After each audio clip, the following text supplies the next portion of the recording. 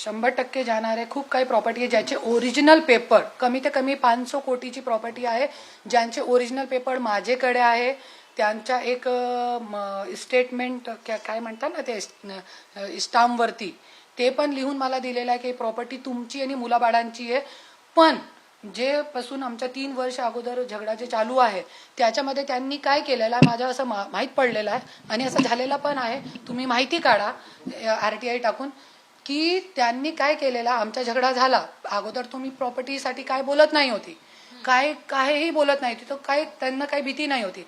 पण ज्यावेळी आमचा झगडा सुरू झाला तर त्यांनी काय केलं की ते सगळी जे प्रॉपर्टी आहे सगळी राजश्रीच्या नावावर केली, बेक डेटचे स्टाम्प घेऊन.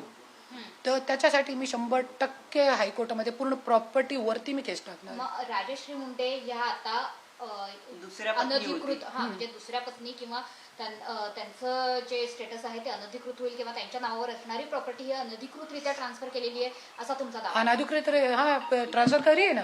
अनधिकृत हमसे पूछा नहीं, मुझसे नहीं पूछा, मेरे बच्चों से नहीं पूछा. हमारे नाम पे 1 रुपए की प्रॉपर्टी नहीं है धनंजय मुंडे की. राजेश्रींबरोबर लग्न करताना त्यांनी तुमची काही परवानगी घेतली नाही, की तुम्हाला काही कल्पना होती? नाही, मला काही कल्पना पण नाही होती. मी इंदोरमध्ये होती. मग या लग्नाला तुम्ही आता कोर्टात चॅलेंज करणार? हां करणार. केलेलं आहे अगोदर पण. ते डोमेस्टिक व्हायलन्स मध्ये सगळं येतं. सोबतच तुम्ही नैतिकतेच्या आधारावर धनंजय मुंडेंनी राजीनामा द्यावा अशी तुम्ही मागणी केलेली आहे. तुम्ही दुसऱ्या बाजूला म्हणताय की निवडणूक आयोगाकडे प्रतिज्ञापत्रात माहिती लपवली आहे त्याच्यामुळे आमदारकीचा सुद्धा राजीनामा द्यावा. ते थोडं इलॅबोरेट करून सांगा की तुमची आता धनंजय मुंडे यांची मंत्री असण्याबाबतची भावना काय आहे, त्यांनी भूमिका काय, तुमची भूमिका काय? नाही, मंत्री आहे की नाही आहे त्याच्या माझी काय लेणं घेणं नाहीये. पण जे खरेचीसाठी मी लढणार आहे, कोर्टामध्ये मी लढणार आहे. खरी जे गोष्ट आहे, जसे पर्चेमध्ये माझं नाव टाकलं नाही तो कशाला नाही टाकला है ना, हे प्रॉपर्टी आहे कशाला नाही टाकली, जे कोर्टामध्ये केस चालू आहे आमचे ते पण नाही टाकला, आज जे ऑर्डर झालेली आहे ते कोर्ट केस पण नाही टाकला, ते खूप मोठा केस आहे, टाकायला पाहिजे ना. त्यांनी नैतिकतेच्या आधारावर राजीनामा द्यावा. हा द्यायला पाहिजे. पण या सगळ्या कोर्टाच्या निर्णयानंतर त्यांच्या कुटुंबाकडून किंवा त्यांच्या PN कडून कुणाकडून तरी तुम्हाला संपर्क साधण्याचा प्रयत्न नाही, आणि झाला तर मग तुमची भूमिका काय असेल ते तर पुढे बघू आपण. आता मी काय बोलू शकत नाही त्याच्याबद्दल. वकिलांना या संदर्भातला निर्णय झाल्याबद्दलची कल्पना झाली असेल तर कालपासून पुढे संपर्क साधा. मला तो जे ऑर्डर झाली आहे ना, मी काय घरामध्ये होती, आज जिंदगी भर में घर में रही हूँ, मला ये माहित पण नाही होता.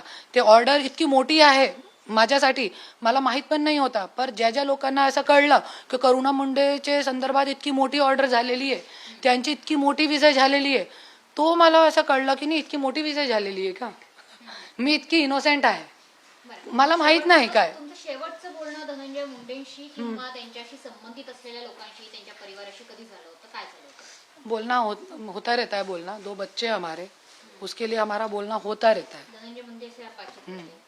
आखिरी मतलब कल बातचीत की थी आपने? नहीं, कल तो नहीं की, अभी तो नहीं की उनसे, थोड़े दिन से. अच्छा, तो जो बातचीत है तो बच्चों के बारे में या फिर घर के बारे में क्या? यही किस्त वगैरह जो है घर की, 7 महीने से किस्त नहीं भरी है घर की, यही सब बातों के विषय में करती रहती हूँ मैं उनको कॉल कभी कभी.